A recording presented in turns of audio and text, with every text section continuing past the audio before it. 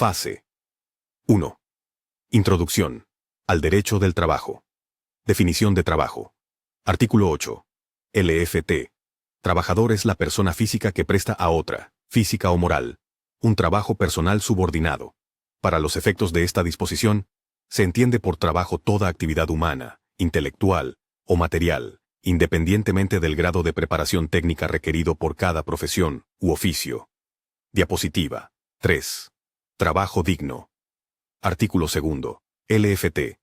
Las normas del trabajo tienden a conseguir el equilibrio entre los factores de la producción y la justicia social, así como propiciar el trabajo digno o decente en todas las relaciones laborales. Se entiende por trabajo digno o decente aquel en el que se respeta plenamente la dignidad humana del trabajador. No existe discriminación por origen étnico o nacional, género, edad, discapacidad, condición social, condiciones de salud, religión, condición migratoria, opiniones, preferencias sexuales o estado civil. Se tiene acceso a la seguridad social y se percibe un salario remunerador. Se recibe capacitación continua para el incremento de la productividad con beneficios compartidos, y se cuenta con condiciones óptimas de seguridad e higiene para prevenir riesgos de trabajo. Diapositiva 4. Trabajo. Como deber y derecho. Artículo 3. LFT. El trabajo es un derecho y un deber social.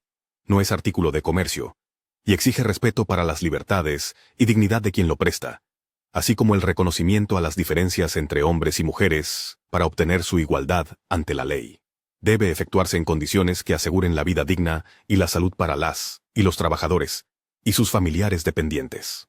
No podrán establecerse condiciones que impliquen discriminación entre los trabajadores por motivo de origen étnico o nacional, género, edad, discapacidad, condición social, condiciones de salud, religión, condición migratoria, opiniones, preferencias sexuales, estado civil, o cualquier otro que atente contra la dignidad humana. No se considerarán discriminatorias las distinciones, exclusiones o preferencias que se sustenten en las calificaciones particulares que exija una labor determinada. Diapositiva 5. Bases constitucionales. Las bases constitucionales del derecho laboral en México se encuentran principalmente en la Constitución Política de los Estados Unidos Mexicanos, CP-EUM. Estas bases establecen los principios fundamentales que rigen las relaciones laborales y garantizan los derechos y obligaciones tanto para los trabajadores como para los empleadores. El artículo 123 de la CP-EUM es la base fundamental del derecho laboral en México y establece los principios generales que rigen la relación laboral. Este artículo está dividido en dos apartados. A. Regula las relaciones laborales en el sector privado. B. Regula las relaciones laborales en el sector público. Diapositiva 6. ¿Cómo nace? La Ley Federal del Trabajo de 1931. La Ley Federal del Trabajo, LFT, de 1931, nació en un contexto histórico y social significativo en México.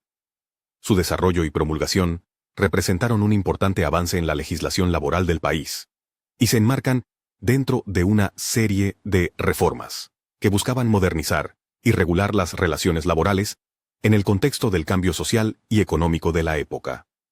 Los estados llegaron a dictar sus leyes. Sin embargo, en el año 1929, se promovió una modificación a la fracción 10 del artículo 73 constitucional y a la introducción del artículo 123. Como producto de estas modificaciones, la introducción del artículo 123, que de la siguiente manera: el Congreso de la Unión, sin contravenir a las bases siguientes, deberá expedir leyes sobre el trabajo, las cuales regirán desde los obreros, jornaleros, empleados, domésticos y artesanos, de una manera general sobre un contrato de trabajo. Lo anterior originó que se suprimiera la facultad que tenían los estados para reglamentar el artículo 123, y se federalizó la reglamentación. Y en 1931, se dictó la Primera Ley Federal del Trabajo. No obstante, esta federalización se respetó la soberanía de los estados, compartiéndose la facultad de aplicar la ley entre el fuero común y la federación. mediante lo dispuesto en la fracción 31 del artículo 123 constitucional. Diapositiva 7. Ley Federal del Trabajo. 1931. El 28 de agosto de 1931, se promulgó en México la primera Ley Federal del Trabajo. Gracias a esta, se ha logrado reconocer las luchas para exigir mejores condiciones laborales. En la década de los 30, el gobierno mexicano intentaba estabilizar la situación social y política posterior a la Revolución Mexicana, pues los años de la contienda provocaron una crisis económica y muchas diferencias entre empleadores y trabajadores. Así, el presidente Emilio Portes Gil publicó la Ley Federal del Trabajo en 1931, integrada por 685 artículos, a fin de regular los principales aspectos del derecho laboral: individuales, colectivos, administrativos y procesales. Tercer lugar. La reforma laboral prohíbe cualquier tipo de discriminación en los centros de trabajo y establece los procedimientos y las sanciones en caso de que ello ocurra. Lo anterior fomentará un entorno laboral con igualdad de oportunidades para todos. Ello podría incrementar la productividad de los trabajadores ya empleados, así como incentivar la entrada de trabajadores que anteriormente eran excluidos. En particular, el cumplimiento efectivo de estas modificaciones podría incentivar una mayor participación laboral de las mujeres. En cuarto lugar, la reforma regula las condiciones laborales de los trabajadores de sectores específicos, como los trabajadores del campo y los trabajadores del hogar. Ello adiciona certidumbre y derechos a estos grupos de trabajadores, como el derecho a la seguridad social. La correcta implementación de la reforma laboral tiene un papel central para que estos beneficios sean realizables. De igual forma, será tarea de los trabajadores aprovechar responsablemente la democracia y libertad para la elección de sus representantes sindicales que otorga esta reforma, buscando legítimamente mejorar sus condiciones laborales, no solo en el corto plazo, sino de manera sostenida. Diapositiva 19. Reforma LFT 2021. El 1 de septiembre de 2021 entró en vigor la reforma al outsourcing en México. A grandes rasgos, esta modificación prohíbe la subcontratación de personal, outsourcing. Es decir, que ahora ninguna empresa puede poner a empleadas y empleados propios a trabajar en beneficio de otra empresa con el mismo objeto social. Dicho de otro modo, esta reforma pone fin a esquemas laborales en que una persona trabaja para una empresa, pero su contrato no está firmado por dicha empresa, sino por otra. Lo que la nueva reforma laboral sí permite es la subcontratación de servicios especializados o de ejecución de obras especializadas que no formen parte del objeto social ni de la actividad económica preponderante de una empresa. Para las empresas que prestan este tipo de servicios, la reforma al outsourcing estableció la obligación de inscribirse en el registro de prestadoras de servicios especializados u obras especializadas, REPSE, padrón a cargo de la Secretaría del Trabajo y Previsión Social, STPS. Para poder registrarse, estas empresas debían acreditar que cumplían con sus obligaciones en materia fiscal y de seguridad social. Este padrón es público y las empresas deben renovar su registro cada 3 años. Artículo 12. LFT. Artículo 13. LFT. Artículo 14. LFT. Artículo 15. LFT. Diapositiva 20. De subcontratación. ¿Qué cambio se presenta con la reforma 2021 al artículo 15 de la Ley Federal del Trabajo? Se prohíbe la subcontratación de personal. Es decir, la transferencia de trabajadores propios hacia otra empresa, y aparecer como patrones sin tener ninguna actividad productiva. Ahora, las empresas deberán transferir y reconocer como trabajadores propios a todos aquellos trabajadores que realizan las actividades principales relacionadas con su objeto social y actividad económica preponderante. Se permite la subcontratación de servicios u obras especializadas que no formen parte del objeto social ni de la actividad económica preponderante, pero aquellas empresas que desean prestar estos servicios especializados deben estar en un registro, REPSE, a cargo de la Secretaría del Trabajo y Previsión Social, con previa acreditación de cumplimiento de las obligaciones laborales, de seguridad social y fiscales. Es importante señalar que las empresas que reciben los servicios especializados deben responder frente a los trabajadores, en caso de cualquier incumplimiento por parte de la empresa subcontratada. Para evitar simulación y defraudación fiscal, se homologaron los criterios del Código Fiscal, de la ley del ISR y de la del ICPA con la Ley Federal del Trabajo, y se endurecieron las sanciones en caso de incumplimiento. Diapositiva 22. Reforma 1 de enero de 2023. De acuerdo con el Diario Oficial de la Federación, esta nueva reforma laboral de vacaciones entró en vigor el 1 de enero de 2023. ART 76. Diapositiva 23. Reformas. LFT 2024. Ley Silla. La reforma a la Ley Federal del Trabajo, conocida como Ley Silla, publicada el 19 de diciembre de 2024 en el DOF. Entró en vigor el 17 de junio de 2025, en el artículo 132, frac. into de la LFT, dando un plazo de 180 días a los empleadores para realizar las adecuaciones necesarias en sus centros de trabajo. Se prohíbe a los empleadores exigir a los trabajadores que permanezcan de pie durante toda la jornada laboral, salvo en casos justificados por la naturaleza del trabajo. Ley Federal del Trabajo de 1970. El 1 de abril de 1970 se publicó una nueva ley laboral, que abroga la anterior. En la nueva legislación se incorporaron aspectos novedosos sobre las condiciones del trabajo, las cuales deberían contemplar normas de seguridad, higiene, prevención de riesgo de trabajo, así como la figura de aguinaldo y prima de antigüedad. Por otro lado, se incluyó un capítulo especial llamado Habitación para Trabajadores, con el objetivo de hacer efectiva la obligación de las personas empleadoras de proporcionar a sus trabajadores viviendas cómodas e higiénicas. En relación con ello, se fundó en 1972 el Instituto del Fondo Nacional de la Vivienda, Infonavit, con el fin de facilitar el derecho a una vivienda de las y los trabajadores. Diapositiva 9. Reforma procesal de 1980. Con el objeto de establecer una igualdad de las partes en los juicios individuales, la reforma en beneficio del trabajador consistió principalmente en: si la demanda del trabajador se presenta incompleta al omitir derechos que le corresponden conforme a la ley, la Junta de Conciliación y Arbitraje competente deberá enmendarla, liberar de la carga de la prueba al trabajador al determinar que sus afirmaciones son ciertas, por lo que es el patrón quien debe de probar, con la documentación correspondiente, la antigüedad, jornada, pago de prestaciones, etc. En caso de que el empleador no tenga los documentos, se tendrán por ciertos los hechos que afirma el trabajador. Si en la audiencia correspondiente, en la etapa de demanda y excepciones no está presente el patrón o su representante, se tendrán por ciertas las afirmaciones del trabajador, tales como despido injustificado, pago de salarios, horas extras y otras prestaciones.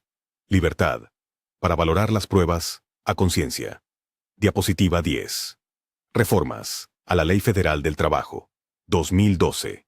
Con la reforma de 2012, se incorporó el concepto de trabajo digno o decente, con el propósito de reconocer y garantizar las condiciones mínimas que deben imperar en toda relación de trabajo, para propiciar que las normas laborales dispongan que los trabajadores cuenten con un empleo con prestaciones y acceso a la seguridad social.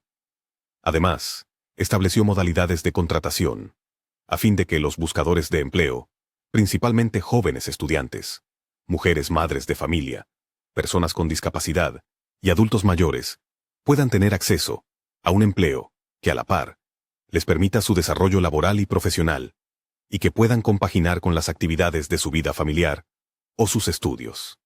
Actividad. Cabe destacar que entre el 1 de mayo de 1970 y el 29 de noviembre de 2012, la Ley Federal del Trabajo tuvo 25 modificaciones, de las cuales destacaron por su importancia aquellas reformas que se realizaron en materia de vivienda. 24 de abril de 1972. Se incluyeron las disposiciones que regulaban la capacitación, el adiestramiento y la seguridad e higiene. Diapositiva 11. Reforma, LFT, 2019. Y análisis. Reformas a la Ley Federal del Trabajo del 1 de mayo, 2019. La anterior administración del Ejecutivo aprobó un nuevo modelo laboral mediante una reforma a la Ley Federal del 1 de mayo de 2019, publicada en el Diario Oficial de la Federación. La modificación representó un cambio trascendental y profundo, gracias a 4 pilares: un nuevo sistema de justicia laboral, libertad y democracia sindical, la creación del Centro Federal de Conciliación y Registro Laboral, la conciliación obligatoria. Se agregó al artículo 3 el reconocimiento a los hombres y mujeres.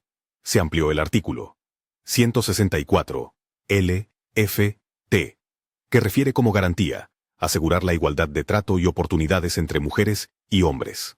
En el derecho colectivo, se adicionó la obligación de integrar directivas de los sindicatos con una representación proporcional de género. Trabajadoras del hogar IMSS. Buzón electrónico. En la etapa prejudicial, con una plataforma judicial. Diapositiva 12. Convenio de terminación por mutuo consentimiento. El trabajador o la trabajadora puede promover la nulidad de su relación laboral de común acuerdo, sin necesidad de que intervenga alguna autoridad. Será ratificado en el CFCR. Leer artículo 53, artículo 33, LFT, y 987, LFT. Obligaciones patronales.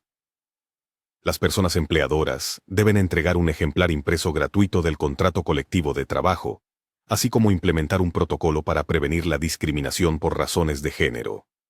Descuento a los salarios. Están prohibidos, salvo en algunas excepciones, como en el pago de las cuotas sindicales previstas. En ese caso, el personal trabajador manifiesta su voluntad por escrito. Personas trabajadoras del hogar. Entre las modificaciones, se encuentran el acceso a diversos derechos de las personas trabajadoras del hogar, tales como firmar un contrato donde se asiente su aguinaldo, vacaciones y otras de protección. Definición. Se conoce como contrato de protección, CP, a aquellos contratos colectivos de trabajo que en algún momento fueron firmados entre una empresa y un sindicato y depositados ante la autoridad. Características. La característica principal de un contrato de protección es que los trabajadores no estuvieron involucrados en la firma, ni tuvieron conocimiento de la existencia del mismo. También se caracterizan por contener las condiciones mínimas de la ley, sin más beneficios para los empleados. ¿Por qué existieron? La normativa laboral permitía que cualquier sindicato, aun sin contar con el apoyo de los trabajadores ni representarlos, pudiera emplazar a huelga y solicitar la firma de un contrato. Los contratos de protección surgen como una medida de protección contra extorsiones sindicales. Diapositiva 14. Contenido de la reforma. 2019. La reforma considera modificaciones relativas a los derechos, transparencia y rendición de cuentas en materia sindical, a la justicia laboral, a la creación de un organismo descentralizado para la conciliación laboral y el registro sindical, a derechos fundamentales de los trabajadores y perspectiva de género, y a los derechos de trabajadores del hogar y del sector agrícola. Justicia laboral. Desaparecen las juntas de conciliación y arbitraje para ser sustituidas por tribunales laborales, como órganos dependientes del Poder Judicial, tanto en el ámbito federal como local. Establece la etapa de conciliación, la cual no podrá exceder 45 días, como requisito prejudicial obligatorio para la solución de conflictos. Simplifica el procedimiento laboral para que éste sea más expedito. Al igual que en el nuevo sistema penal acusatorio, se establecen los principios de oralidad, inmediatez, continuidad, concentración y publicidad, entre otros. Diapositiva 15. Creación del Centro Federal de Conciliación y Registro Laboral, CFC-URL, y Registro de los Contratos Colectivos de Trabajo, CCT.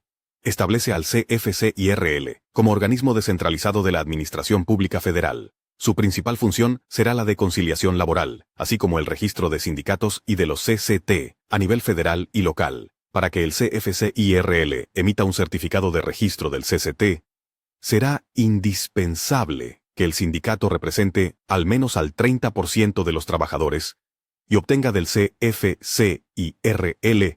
la constancia de representatividad, la cual tendrá una vigencia de 6 meses a partir de la fecha en que ésta sea expedida. Los empleados firmarán el CCT con un solo sindicato. En caso de que más de un sindicato aspire a obtener la constancia de representatividad, El CFC-IRL organizará elecciones para determinar el sindicato titular de dicha constancia. El contenido del CCT será consultado con los trabajadores antes de remitirlo a las autoridades del CFC-IRL. Y los patrones deberán entregar a todos los empleados una copia del CCT. Para emplazar a huelga, se deberá presentar el certificado de registro del CCT. Todos los CCT deberán revisarse al menos una vez dentro de los 4 años posteriores a la entrada en vigor de la reforma. De lo contrario, se considerarán como terminados. Diapositiva 16. Consideraciones y conclusiones. Esta reforma introduce cambios importantes en el funcionamiento del mercado laboral. En primer lugar, otorga mayor libertad a los trabajadores para la elección de sus representantes sindicales, con procesos más democráticos, lo cual busca mejorar la participación de los trabajadores en la toma de decisiones que impacten sus condiciones generales de trabajo. Asimismo, promueve la transparencia y la rendición de cuentas en materia sindical. Siendo que una parte importante de la reforma está dirigida a dotar de mayor autonomía, legitimidad y democracia a los sindicatos, la reforma presenta una oportunidad para incrementar el bienestar de los trabajadores. No obstante, para que la mejoría en las condiciones de trabajo de los trabajadores sea sostenible, es necesario que se preserve la viabilidad operativa y de los planes de crecimiento de los centros de trabajo y se generen condiciones propicias para la generación de empleo en el país. Diapositiva 17. En segundo lugar, la reforma laboral modifica el marco institucional, mediante el cual se resolverán los conflictos entre los trabajadores y los empresarios. Un marco que promueva la conciliación y haga más expeditos los juicios, podría reducir los costos para trabajadores y empresarios, y promover una mayor flexibilidad en el mercado laboral, contribuyendo así a que el factor trabajo se asigne hacia sus usos más productivos. Sin embargo, para llevar a cabo estos cambios institucionales, se requiere de modificaciones en la estructura administrativa y profesional del personal encargado, tanto del nuevo CFC-IRL como de los tribunales que van a sustituir a las juntas de conciliación, plataformas digitales. La reforma a las plataformas digitales en México, publicada el 24 de diciembre de 2024, y con entrada en vigor el 22 de junio de 2025, busca formalizar el trabajo en estas plataformas y garantizar derechos laborales a los trabajadores. La reforma establece que los trabajadores que generen al menos un salario mínimo mensual en una plataforma serán reconocidos como trabajadores formales, con acceso a seguridad social y otros beneficios. La observamos en el artículo 291A al 291U, así como en el artículo 49 fraction 6, 50 fraction 4, 127. Frac. 9 diapositiva 24. Definición de derecho del trabajo. Algunos autores mexicanos han definido de manera clara al derecho del trabajo, analizando las características esenciales, como los siguientes. Néstor de Buen Lozano, quien dice al respecto que derecho del trabajo es un conjunto de normas relativas a las relaciones que directa o indirectamente derivan de la prestación libre, subordinada y remunerada, de servicios personales, y cuya función es producir el equilibrio de los factores en juego mediante la realización de la justicia social.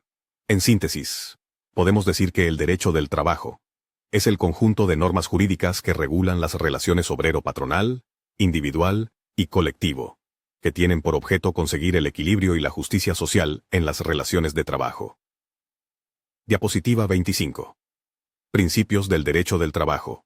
Son toda la experiencia jurídica, y por tanto, también la legislación que la integra, descansan sobre los principios generales del derecho, que pueden ser considerados como los pilares y paredes maestros del edificio jurídico. De ahí, que a la luz de los principios, es como debemos interpretar y aplicar los modelos jurídicos a la relación social sobre cuya juridicidad ha de decidir el juez, aunque haya dificultades de ajuste.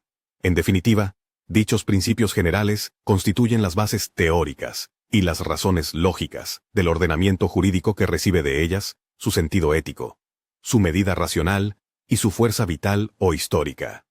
Real Academia Española. En el ámbito jurídico. Principio. Norma no legal. supletoria de ella y constituida por doctrina o aforismos, que gozan de general y constante aceptación de jurisconsultos y tribunales. Diapositiva 26, ART. 2 LFT, ART. 3 LFT.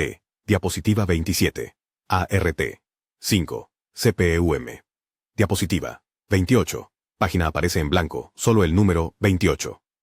Diapositiva 29. Artículo 685, LFT.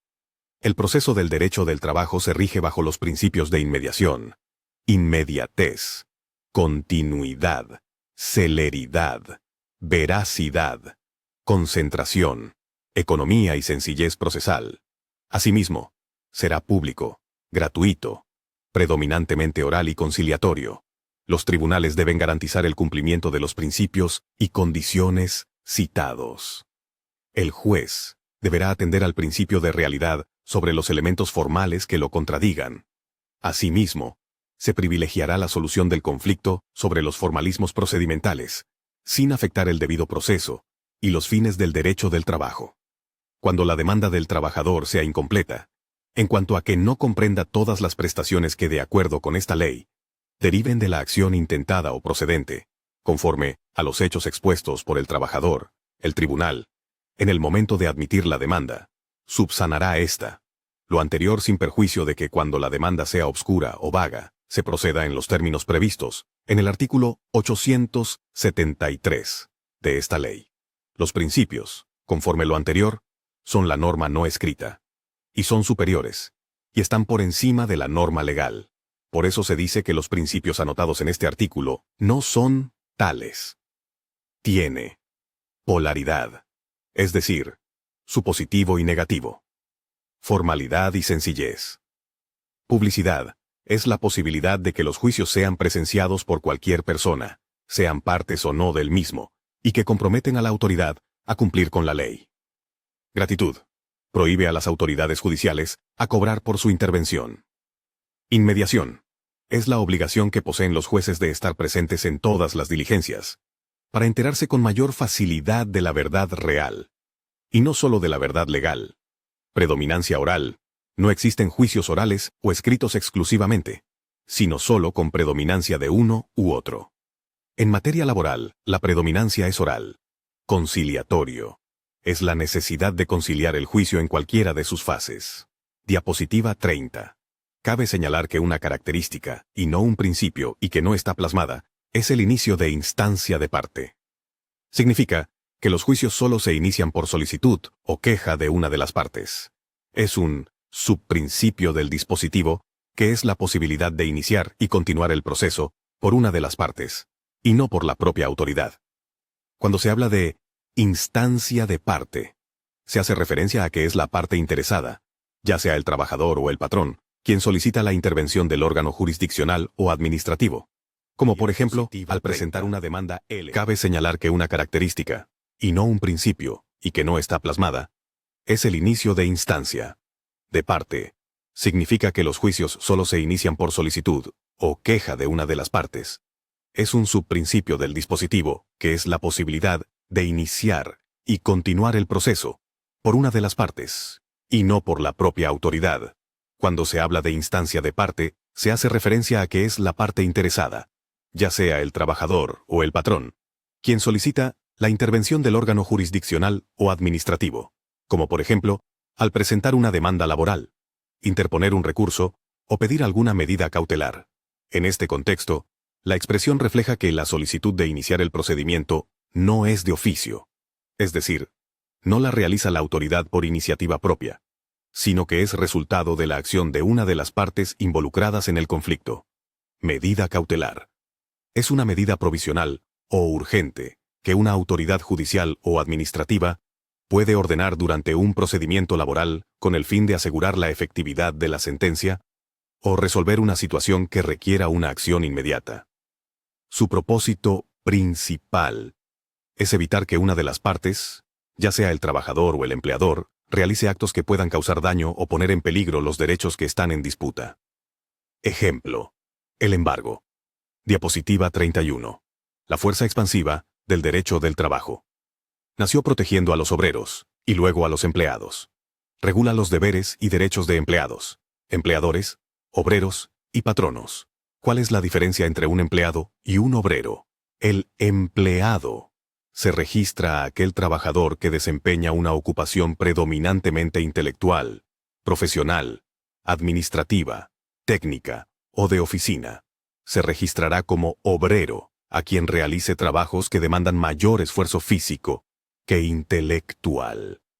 Derecho en expansión, en constante crecimiento, tipificando nuevas disposiciones como las del Título V, LFT, trabajos especiales, agentes de comercio, taxistas, deportistas, pilotos aviadores, músicos. Diapositiva 32. La prestación de servicios de los mexicanos deberán ajustarse a las normas internas del país, de los tratados internacionales y demás disposiciones aplicables. Diapositiva 33. El escrito en que conste la relación de trabajo no podrá contener condiciones que impliquen renuncia de los derechos de los trabajadores, disminución de salarios, retribución inferior al salario mínimo, jornada mayor de la permitida, trabajo en condiciones insalubres o peligrosas, renuncia a indemnizaciones, renuncia de derechos establecidos en las leyes de seguridad social. Diapositiva 34. Se consideran condiciones de trabajo, jornada laboral, días de descanso, vacaciones, salario, lugar de trabajo. Diapositiva 35. Las condiciones de trabajo deben ser proporcionales a la importancia del servicio e iguales para trabajos iguales, sin que puedan establecerse diferencias por motivo de sexo, nacionalidad, edad, credo o doctrina política. Diapositiva 36. Los trabajadores tienen derecho a disfrutar de un día de descanso por cada 6 de trabajo, con goce de salario íntegro. Además, tendrán derecho a un día de descanso obligatorio en los supuestos señalados por la ley. Diapositiva 37. Son días de descanso obligatorio. 1 de enero. Primer lunes de febrero. Tercer lunes de marzo. 1 de mayo. 16 de septiembre. Tercer lunes de noviembre. 1 de diciembre de cada 6 años cuando corresponda a la transmisión del Poder Ejecutivo Federal. 25 de diciembre. El que determinen las leyes federales y locales electorales, en el caso de elecciones. Diapositiva 38. Los trabajadores que presten sus servicios en un día de descanso obligatorio tendrán derecho a que se les pague, independientemente del salario que les corresponda por el descanso, un salario doble por el servicio prestado. Diapositiva 39.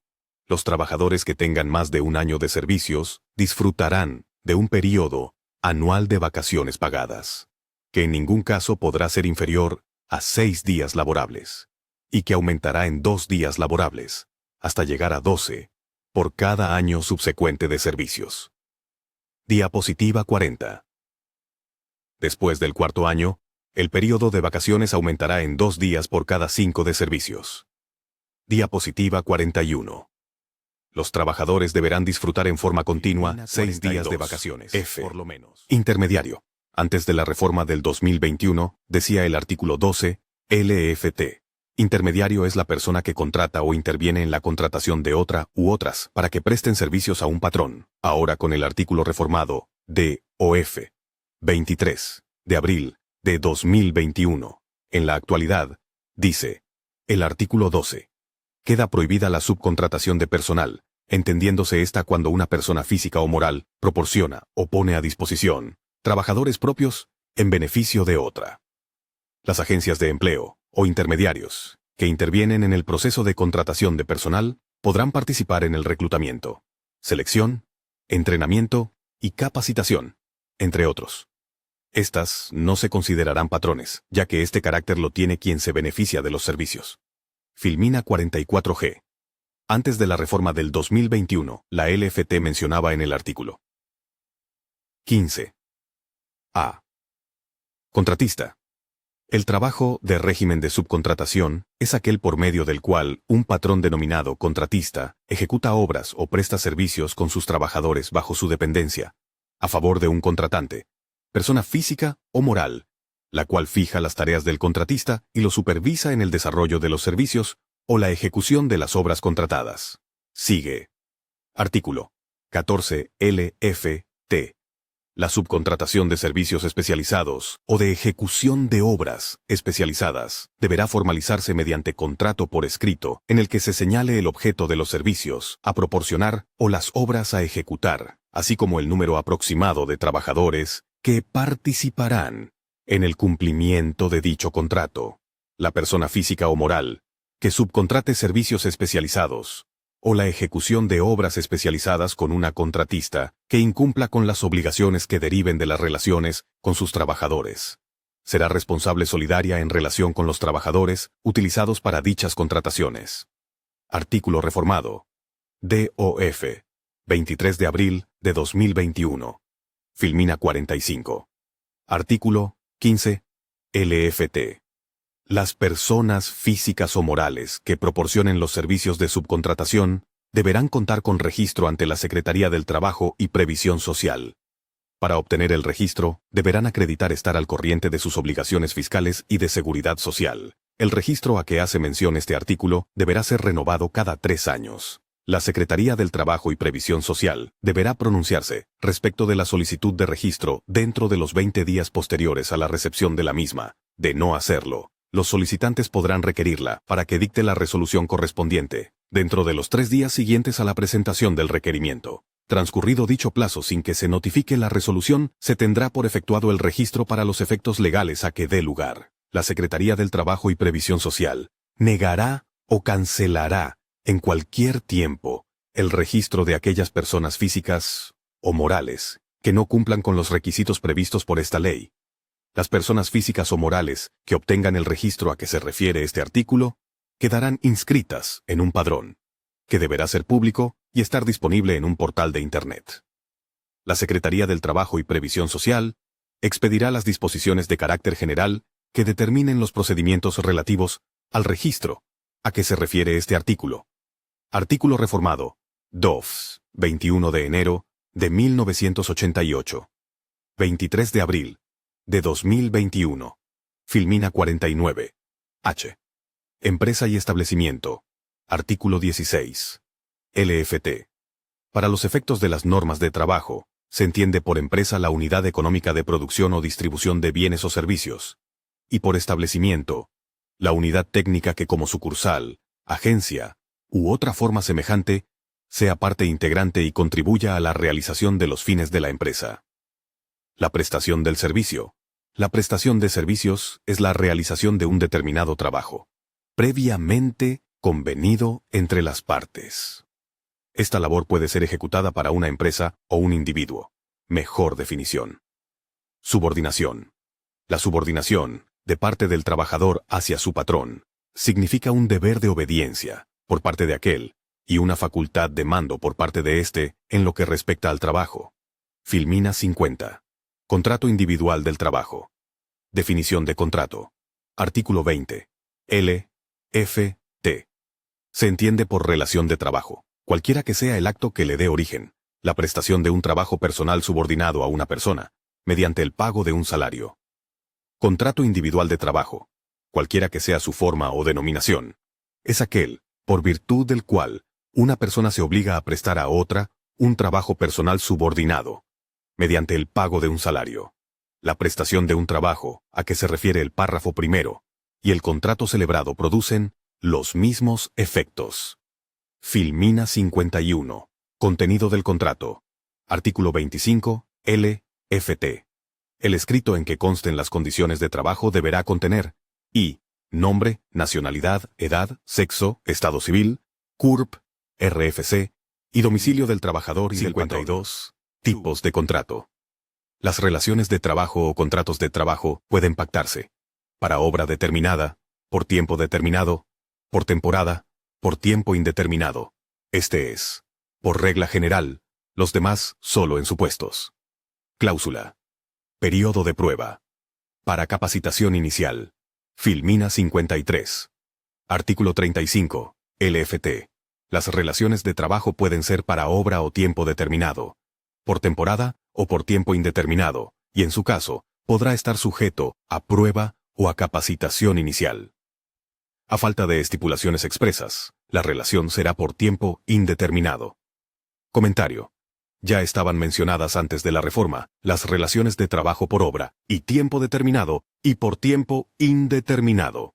Se agregó en la ley el contrato por temporada, que sin mencionarlo en la ley anterior ya se admitía, y también se agregó el contrato sujeto a prueba o a capacitación inicial. El contrato a prueba es un regreso a la ley del 1 de mayo de 1970. No obstante, en rigor jurídico, no hay un contrato a prueba, más bien es una cláusula. Filmina 54, por obra determinada. Artículo 36, LFT. El señalamiento de una obra determinada puede únicamente estipularse cuando lo exija su naturaleza. Comentario. Existe una regla general en cuanto a que todos los contratos son por tiempo indefinido, salvo las excepciones que establece la ley. Un contrato por obra determinada solo se puede celebrar cuando lo exige la naturaleza de la propia obra o trabajo que se va a realizar. Ejemplo: construcción, escultura.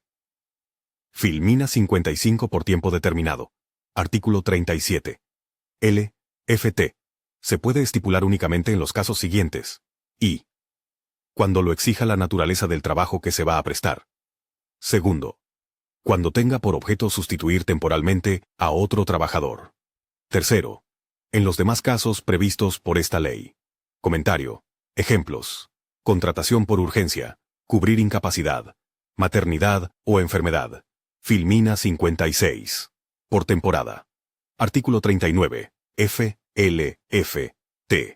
Las relaciones de trabajo por tiempo indeterminado serán continuas por regla general, pero podrán pactarse para labores discontinuas cuando los servicios requeridos sean para labores fijas y periódicas de carácter discontinuo. Comentario. Los trabajadores bajo esta modalidad tienen los mismos derechos que los de tiempo indeterminado, en proporción al tiempo trabajado. Ejemplo: pinos de Navidad, piscadores de naranjas, personal hotelero en vacaciones. Este contrato es cíclico, y la antigüedad se acumula. Filmina 57 por tiempo indeterminado. Contrato laboral sin definir plazo de duración. Es la regla general. Artículo 39. A. Se puede establecer un periodo a prueba. Máximo 30 días, hasta 180 días en puestos de dirección o técnicos especializados. Durante este tiempo, el trabajador recibe salario, seguridad social y prestaciones. 58. Comentario. La reforma de 2012 no fue armónica respecto a la denominación de la comisión mixta. Además, la ley limita a empresas con más de 50 trabajadores la posibilidad de celebrar contratos con cláusula de prueba o capacitación inicial, lo que excluye a muchas pequeñas empresas. Filmina 59. Por periodo de prueba. Artículo 39. A. Se permite en contratos por tiempo indeterminado o mayores de 180 días, con el fin de verificar conocimientos. No podrá exceder de 30 días, 180 en casos especiales. El trabajador goza de salario y seguridad social. Al término, si no cumple, el patrón puede dar por terminada la relación sin responsabilidad. Filmina 60. Artículo 39. C. L. F. T. El contrato con periodo de prueba o capacitación inicial debe constar por escrito, garantizando la seguridad social. Artículo 39. DL. FT. Los periodos son improrrogables. No pueden aplicarse al mismo trabajador más de una vez. Artículo 39. ELFT. Si concluyen los periodos y subsiste la relación, se considerará por tiempo indeterminado. Filmina 61. Comentario a la cláusula de prueba. Características. Finalidad. Verificar requisitos y conocimientos. Puede extenderse hasta 180 días en puestos de dirección o técnicos especializados. Debe constar por escrito, si no, se entiende como indeterminado. Es improrrogable. Si subsiste la relación, se vuelve contrato indeterminado. Por capacitación inicial. Se encuentra regulado en el artículo 35 y 39 incisos B, C, D y E de la Ley Federal del Trabajo, en donde se establece que la relación de trabajo bajo esta modalidad es aquella por virtud de la cual un trabajador se obliga a prestar sus servicios subordinados, bajo la dirección y mando del patrón, con el fin de que adquiera los conocimientos o habilidades necesarios para la actividad para la que vaya a ser contratado.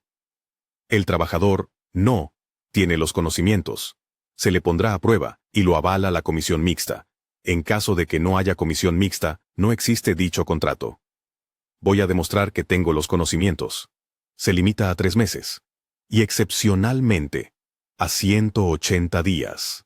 Otra característica es que son improrrogables, y que en este contrato, si no se cumple la formalidad que sea por escrito, se entenderá que es por tiempo indeterminado, y se garantizará la seguridad social del trabajador.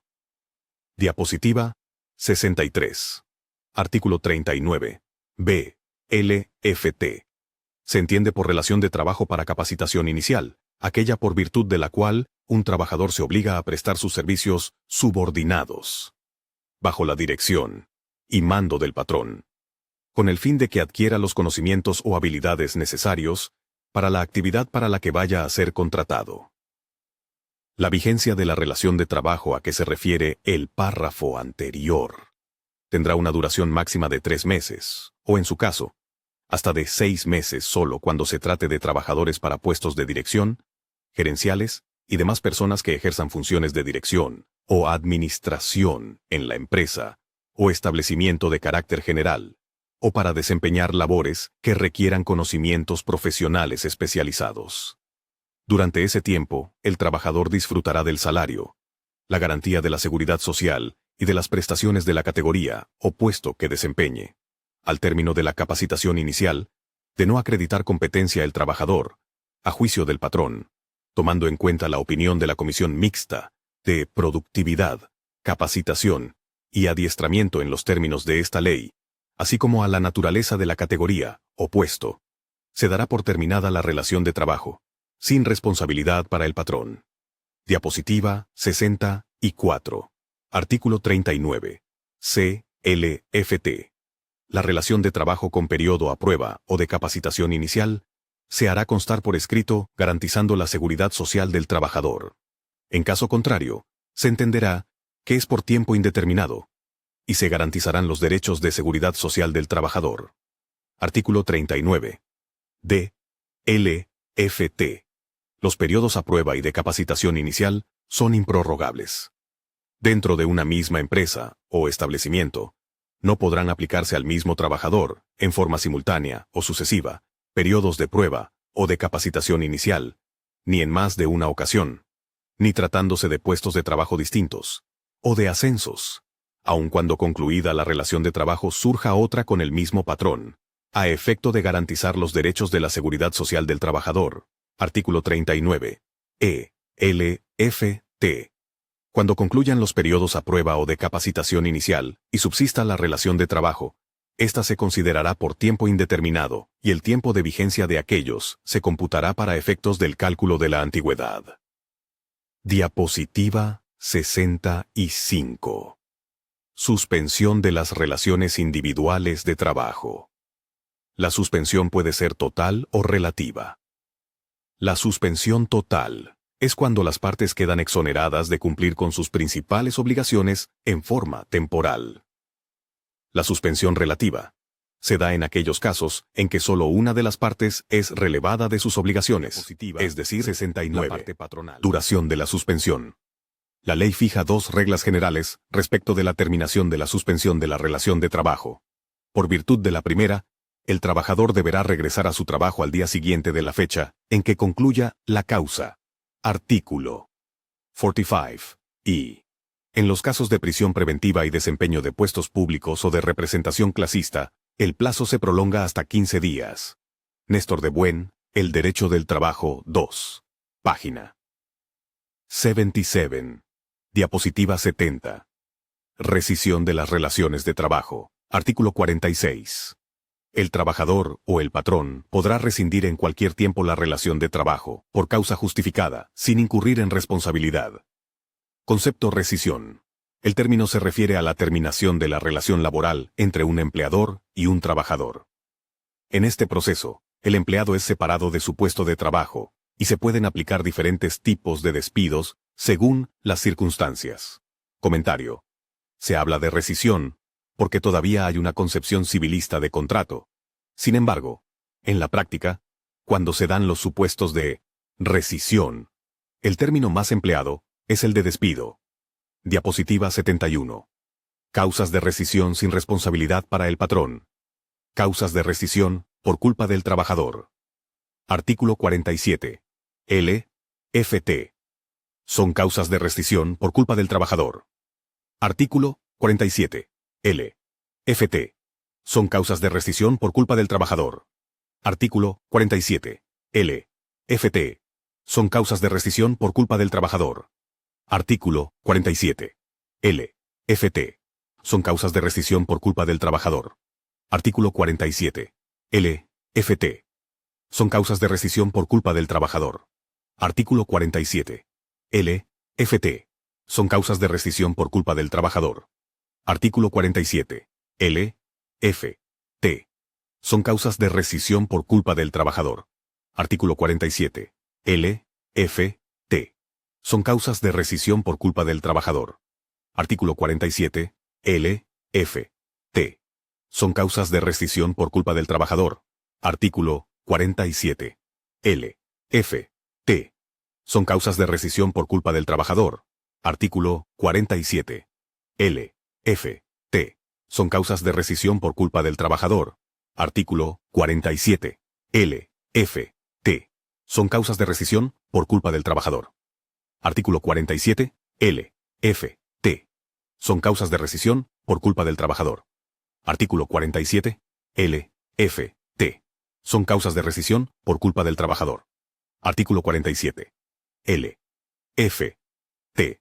Son causas de rescisión por culpa del trabajador. Artículo 47. L.F.T. Son causas de rescisión por culpa del trabajador. Artículo 47.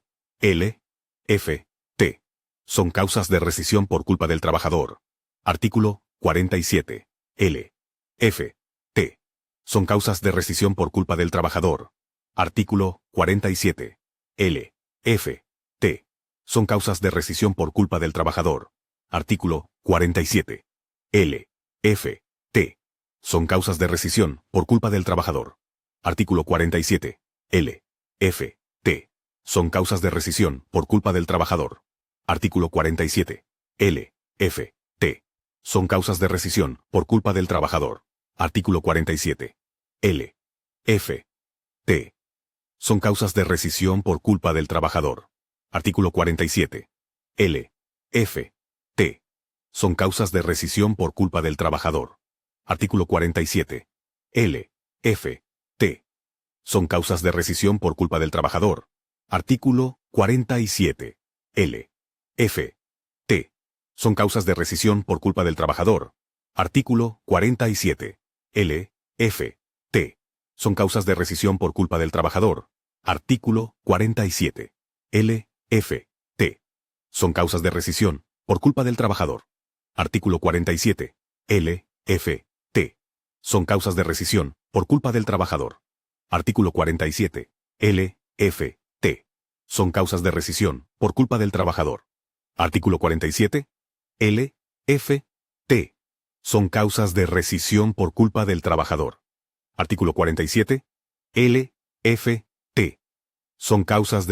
por culpa del trabajador. Artículo 47. L.F.T. Son causas de rescisión por culpa del trabajador. Artículo 47. L.F.T. Son causas de rescisión por culpa del trabajador. Artículo 47. L.F.T. Son causas de rescisión por culpa del trabajador. Artículo 47. L.F.T. Son causas de rescisión por culpa del trabajador. Artículo 47. L.F.T. Son causas de rescisión por culpa del trabajador. Artículo 47. L.F.T. Son causas de rescisión por culpa del trabajador. Artículo 47. L.F.T. Son causas de rescisión por culpa del trabajador. Artículo 47. L.F.T. Son causas de rescisión por culpa del trabajador. Artículo 47. L.F.T. Son causas de rescisión por culpa del trabajador. Artículo 47. L.F.T. Son causas de rescisión por culpa del trabajador. Artículo 47. L.F.T. Son causas de rescisión por culpa del trabajador. Artículo 47. L, F, T. Son causas de rescisión por culpa del trabajador. Artículo 47. L, F, T. Son causas de rescisión por culpa del trabajador. Artículo 47. L, F, T. Son causas de rescisión por culpa del trabajador. Artículo 47. L, F, T. Son causas de rescisión por culpa del trabajador. Artículo 47. L, F, T. Son causas de rescisión por culpa del trabajador. Artículo 47. L, F, T. Son causas de rescisión por culpa del trabajador. Artículo 47. L, F, T. Son causas de rescisión por culpa del trabajador. Artículo 47. L, F, T. Son causas de rescisión por culpa del trabajador. Artículo 47.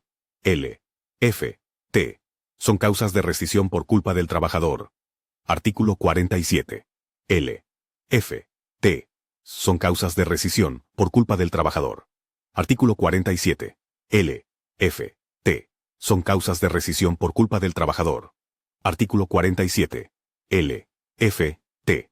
Rescisión de la relación de trabajo sin responsabilidad para el patrón. I.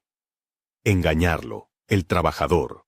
O en su caso, el sindicato que lo hubiese propuesto o recomendado con certificados falsos o referencias en los que se atribuyan al trabajador capacidad, aptitudes o facultades de que carezca. Esta causa de rescisión dejará de tener efecto después de 30 días de prestar sus servicios el trabajador. Segundo.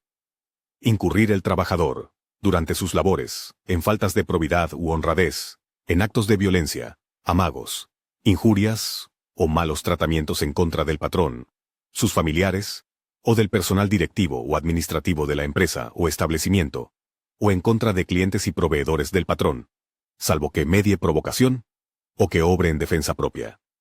3. Cometer el trabajador contra alguno de sus compañeros, cualquiera de los actos enumerados en la fracción anterior, si como consecuencia de ellos se altera la disciplina del lugar en que se desempeña el trabajo. Diapositiva 72 cuarto.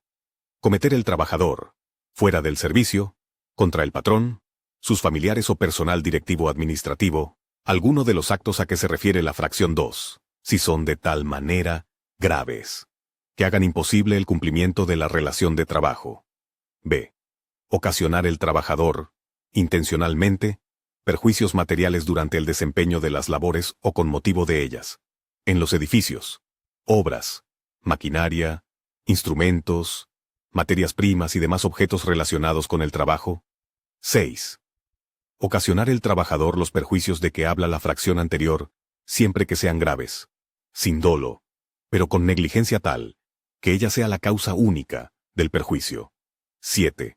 Comprometer el trabajador, por su imprudencia o descuido inexcusable, la seguridad del establecimiento o de las personas que se encuentren en él. Diapositiva 70. Y 3. Octavo. Cometer el trabajador actos inmorales, o de hostigamiento, y o acoso sexual contra cualquier persona en el establecimiento o lugar de trabajo. 9. Revelar el trabajador los secretos de fabricación o dar a conocer asuntos de carácter reservado, con perjuicio de la empresa. 10. Tener el trabajador más de 3 faltas de asistencia en un periodo de 30 días, sin permiso del patrón o sin causa justificada. 11.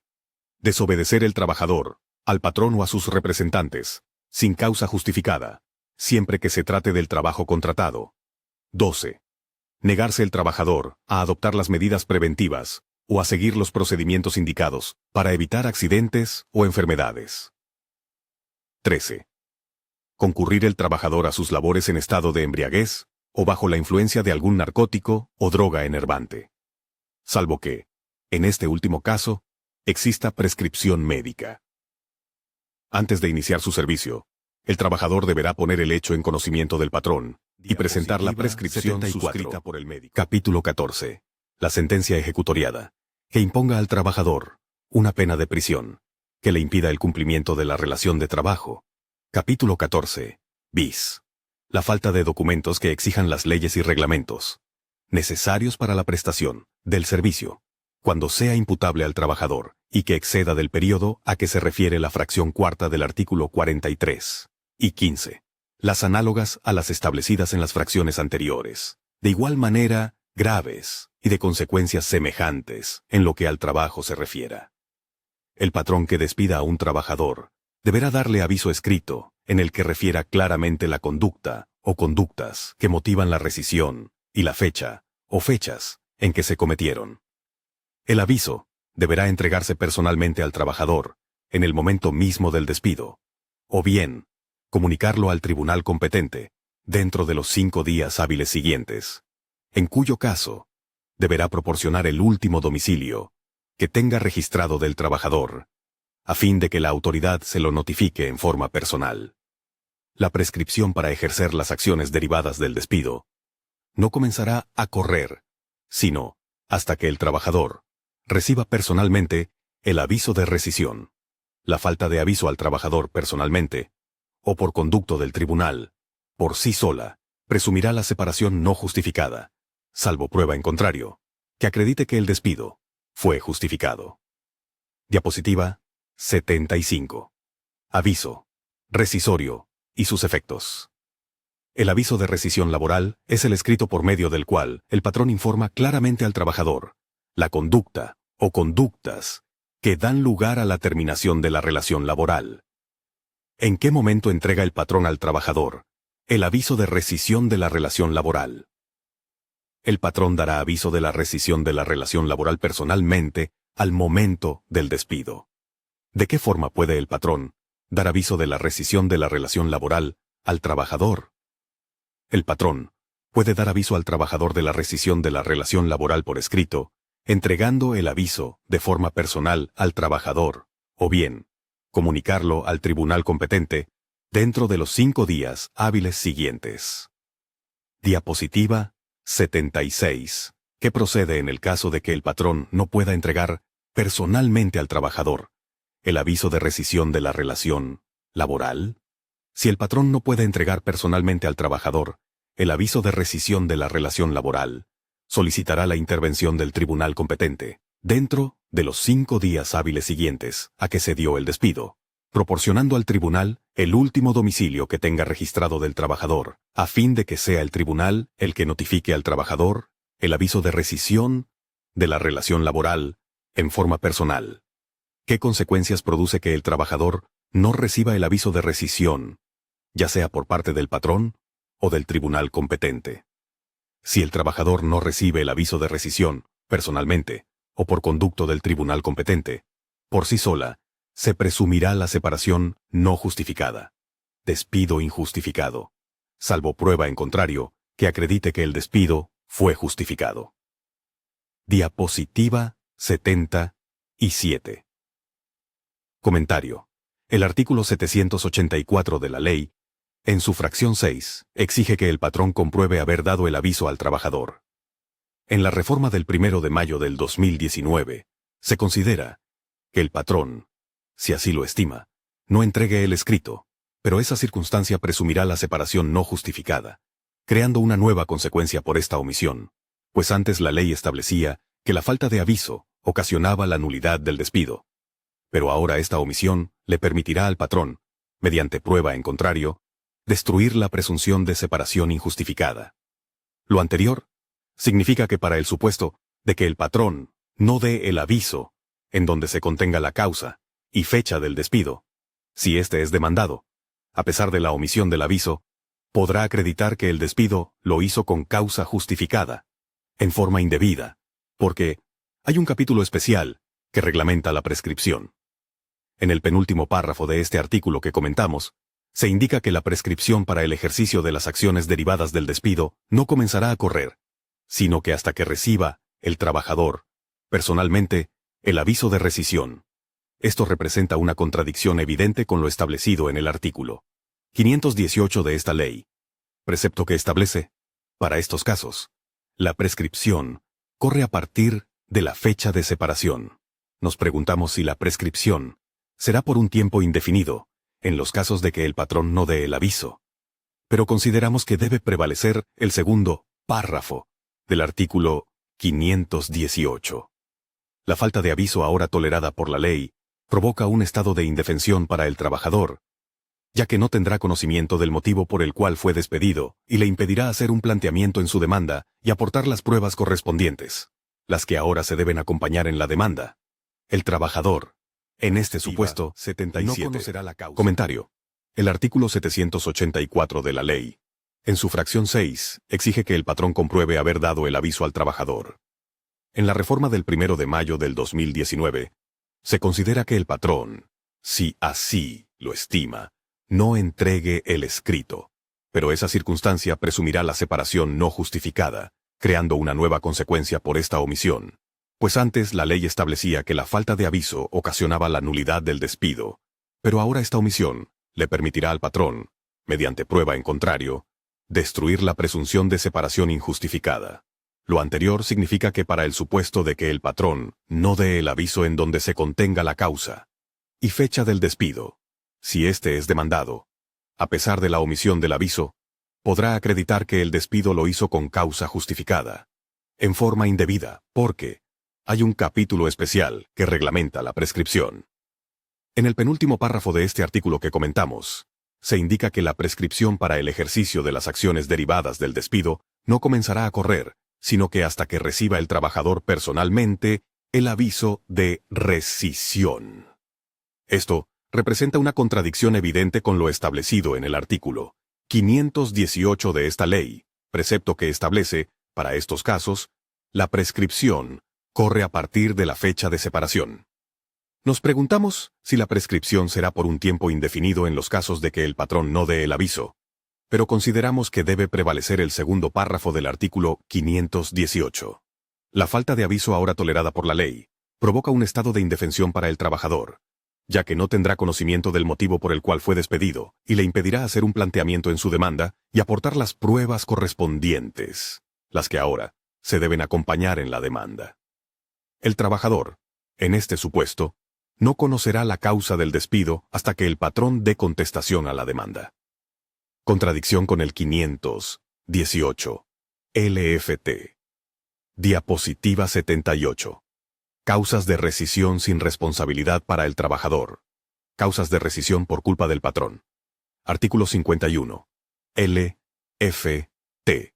Son causas de rescisión por culpa del patrón. Artículo 51. LFT.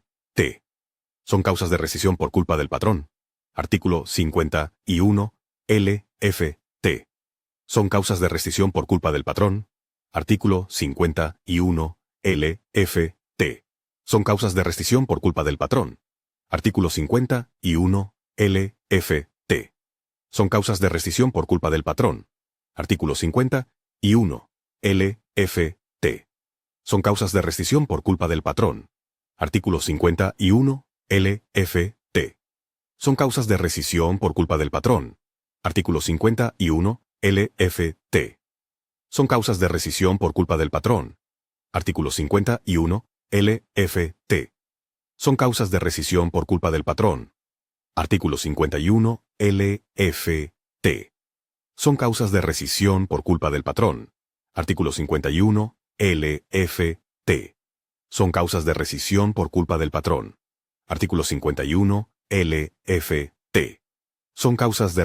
por culpa del patrón. Artículo 51. LFT. Son causas de rescisión por culpa del patrón. Artículo 51. LFT. Son causas de rescisión por culpa del patrón. Artículo 51. LFT. Son causas de rescisión por culpa del patrón. Artículo 51. LFT. Son causas de rescisión por culpa del patrón. Artículo 51. LFT. Son causas de rescisión por culpa del patrón. Artículo 51. LFT. Son causas de rescisión por culpa del patrón. Artículo 51. LFT. Son causas de rescisión por culpa del patrón. Artículo 51. LFT. Son causas de rescisión por culpa del patrón. Artículo 51. LFT. Son causas de rescisión por culpa del patrón. Artículo 51. LFT. Son causas de rescisión por culpa del patrón. Artículo 51. LFT. Son causas de rescisión por culpa del patrón. Artículo 51, LFT. Son causas de rescisión por culpa del patrón. Artículo 51, LFT. Son causas de rescisión por culpa del patrón. Artículo 51, LFT. Son causas de rescisión por culpa del patrón. Artículo 51, LFT. Son causas de rescisión por culpa del patrón. Artículo 51, LFT. Son causas de rescisión por culpa del patrón. Artículo 51, LFT. Son causas de rescisión por culpa del patrón. Artículo 51, LFT. Son causas de rescisión por culpa del patrón. Artículo 51, LFT. Son causas de rescisión por culpa del patrón. Artículo 51, LFT. Son causas de rescisión por culpa del patrón. Artículo 51, LFT. Son causas de rescisión por culpa del patrón. Artículo 51, LFT. Son causas de rescisión por culpa del patrón. Artículo 51, LFT. Son causas de rescisión por culpa del patrón. Artículo 51, LFT. Son causas de rescisión por culpa del patrón. Artículo 51, LFT. Son causas de rescisión por culpa del patrón. Artículo 51, LFT. Son causas de rescisión por culpa del patrón. Artículo 51, LFT. Son causas de rescisión por culpa del patrón. Artículo 51, LFT. Son causas de rescisión por culpa del patrón. Artículo 51, LFT. Son causas de rescisión por culpa del patrón. Artículo 51, LFT. Son causas de rescisión por culpa del patrón. Artículo 51, LFT. Son causas de rescisión por culpa del patrón. Artículo 51, LFT. Son causas de rescisión por culpa del patrón. Artículo 51, LFT. Son causas de rescisión por culpa del patrón. Artículo 51, LFT. Son causas de rescisión por culpa del patrón. Artículo 51, LFT. Son causas de rescisión por culpa del patrón. Artículo 51, LFT. Son causas de rescisión por culpa del patrón. Artículo 51, LFT. Son causas de rescisión por culpa del patrón. Artículo 51, LFT. Son causas de rescisión por culpa del patrón. Artículo 51, LFT. Son causas de rescisión por culpa del rescisión de la relación de trabajo sin responsabilidad para el trabajador. Y engañarlo el patrón, o en su caso, la agrupación patronal, al proponerle el trabajo, respecto de las condiciones del mismo. Esta causa de rescisión dejará de tener efecto después de 30 días de prestar sus servicios el trabajador.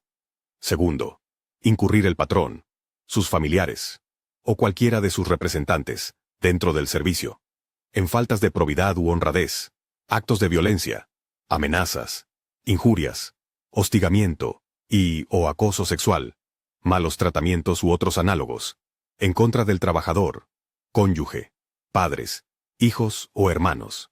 3. Incurrir el patrón, sus familiares o trabajadores, fuera del servicio, en los actos a que se refiere la fracción anterior, si son de tal manera graves, que hagan imposible el cumplimiento de la relación de trabajo. Diapositiva 79. Capítulo 4. Reducir el patrón, el salario del trabajador. Capítulo 5. No recibir el salario correspondiente, en la fecha o lugar, convenidos o acostumbrados. Sexto. Sufrir perjuicios causados maliciosamente por el patrón, en sus herramientas o útiles de trabajo. Séptimo.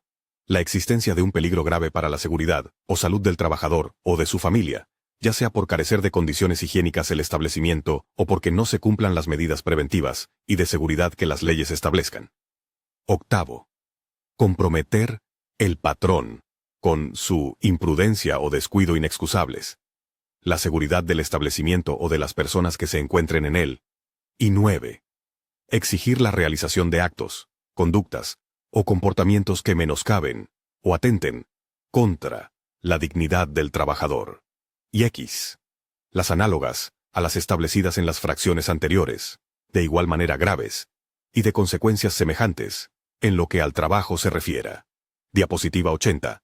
Forma de operar la rescisión por parte del trabajador. Rescisión laboral por el trabajador. Retiro, justificado o renuncia voluntaria. La renuncia voluntaria es un acto mediante el cual una persona decide de manera consciente y libre desistirse de un derecho, cargo, obligación o interés. La característica principal de la renuncia voluntaria es que se realiza sin coacción ni presión externa, y se lleva a cabo de forma deliberada. ¿De qué forma debe presentar el trabajador la renuncia al patrón? La renuncia puede presentarse de forma verbal o escrita. Ambas formas son válidas para todos los efectos. ¿Qué derechos tiene el trabajador que renuncia de forma voluntaria? El trabajador tendrá derecho al pago del finiquito, que comprenderá los días trabajados y no pagados a la fecha en que finaliza la relación laboral. La parte proporcional de aguinaldo. La parte proporcional de vacaciones. La parte proporcional de la prima vacacional. La prima de antigüedad, siempre y cuando se tengan por lo menos 15 años de servicios. PTU. Otras prestaciones vigentes incluidas en el contrato de trabajo o en las condiciones que regulan la relación con la empresa o patrón. Bonos, comisiones, fondo de ahorro, utilidades, etc. El trabajador tiene derecho a que el patrón le pague el finiquito tras su renuncia. Cuenta con el plazo de hasta 1 año para reclamar el pago del finiquito.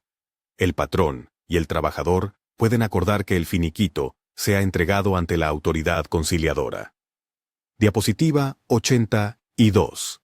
Derechos del trabajador por renuncia voluntaria. En caso de renuncia voluntaria, el trabajador tiene derecho a recibir 1. Pago de los días trabajados y no pagados hasta la fecha de renuncia. Segundo parte proporcional de aguinaldo. Tercera parte proporcional de vacaciones. Cuarta parte proporcional de prima vacacional. Quinta de antigüedad, siempre que se tengan por lo menos 15 años de servicios. 6. Participación en las utilidades de la empresa. PTU. 7. Otras prestaciones vigentes incluidas en el contrato individual de trabajo o contrato colectivo de trabajo. Bonos, comisiones, fondo de ahorro, etc. Diapositiva 83. Indemnización constitucional. El trabajador que sea despedido injustificadamente tiene derecho a recibir la indemnización constitucional. Artículo 123. Constitucional. Apartado A. Fracción 22. En caso de separación injustificada, el trabajador tendrá derecho a optar por la indemnización que consiste en 3 meses de salario o por su reinstalación en el trabajo que desempeñaba en los términos que fije la ley. Diapositiva 84. Indemnización laboral. El trabajador que sea despedido injustificadamente tiene derecho a recibir 1. 3 meses de salario indemnización constitucional. Segundo, 20 días de salario por cada año de servicio prestado. Cuando el trabajador opte por la indemnización y no por la reinstalación. Tercera de antigüedad. 4. Salarios caídos, desde la fecha del despido hasta que se cumpla el laudo. Diapositiva 85. Indemnización por terminación de la relación de trabajo. En los casos en que la relación de trabajo termine por causas ajenas a la voluntad de las partes, el trabajador tiene derecho a recibir una indemnización que comprende 1. 3 meses de salario. Segunda de antigüedad. Tercera parte proporcional de aguinaldo. Cuarta parte proporcional de vacaciones y prima vacacional. 5. Otras prestaciones que correspondan. Diapositiva 86. Finiquito e indemnización. Finiquito. Pago que se entrega al trabajador cuando la relación laboral concluye por renuncia voluntaria o por mutuo acuerdo. Incluye salarios pendientes, aguinaldo, vacaciones, prima vacacional, PTU y demás prestaciones proporcionales. Indemnización. Pago que se entrega al trabajador cuando la relación laboral concluye por causas ajenas a su voluntad, generalmente por despido injustificado. Incluye 3 meses de salario, 20 días por año, prima de antigüedad, salarios caídos y demás prestaciones. Diapositiva 87. Conclusión. La relación individual de trabajo puede concluir por distintas causas, como la renuncia voluntaria, la rescisión justificada o injustificada, la terminación por causas ajenas a las partes, entre otras.